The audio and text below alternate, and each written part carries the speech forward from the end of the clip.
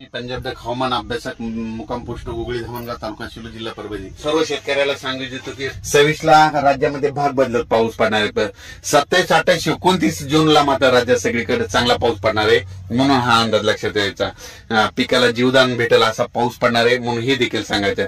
त्याच्यानंतर पाऊस राज्यामध्ये 4 जुलै नंतर पुन्हा चांगला सक्रिय होणार आहे, म्हणून हा देखील अंदाज सर्व शेतकऱ्यांनी लक्षात घ्यायचा।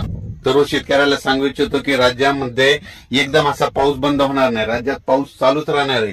म्हणजे जवळपास ही पावसाचं सत्र चालूच राहणार आहे। फक्त काय होणार आहे, आज इकडल्या भागात पडेल तर उद्या दुसऱ्या भागात, आज म्हणजे पश्चिम महाराष्ट्रात तर उद्या दक्षिण महाराष्ट्रात, तर उद्या विदर्भात तर पश्चिम विदर्भात, कधी मराठवाड्यात, म्हणजे हे असं सर्व म्हणजे पाऊस असा चालूच राहणार आहे, म्हणून हा अंदाज सर्व शेतकऱ्यांनी लक्ष द्यायचा।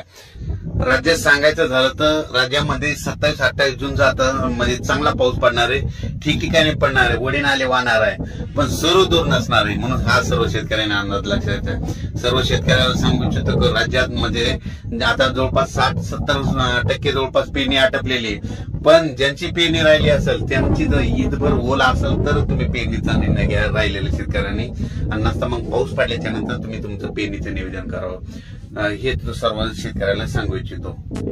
परत एकदा जाता जाता सांगू इच्छितो की राज्यामध्ये 27, 28, 29, 30 जूनचा पाऊस जास्त पूर्व विदर्भ, त्याच्यानंतर पश्चिम विदर्भ, त्याच्यानंतर उत्तर महाराष्ट्राकडे, त्याच्यानंतर कोकणपट्टी, मुंबई या भागाकडे पडणार आहे, म्हणून हा अंदाज लक्षात घ्यायचा। म्हणजे सांगायचं झालं तर नाशिक, नंदुरबार, धुळे, जळगाव, संभाजीनगर, नगर, बीड जिल्हा, त्याच्यानंतर परभणी जिल्हा, जालना जिल्हा, संभाजीनगर, त्याच्यानंतर बुलढाणा जिल्हा, अकोला, तसेच अमरावती, वर्धा, नागपूर, भंडारा, गोंदिया, चंद्रपूर आणि यवतमाळ या भागाकडे चांगला पाऊस पडणार आहे।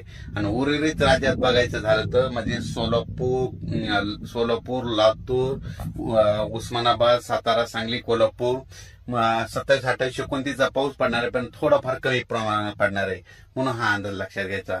अचानक वातावरणात बदल झाला तर परत एक मेसेज दिला जाईल। धन्यवाद।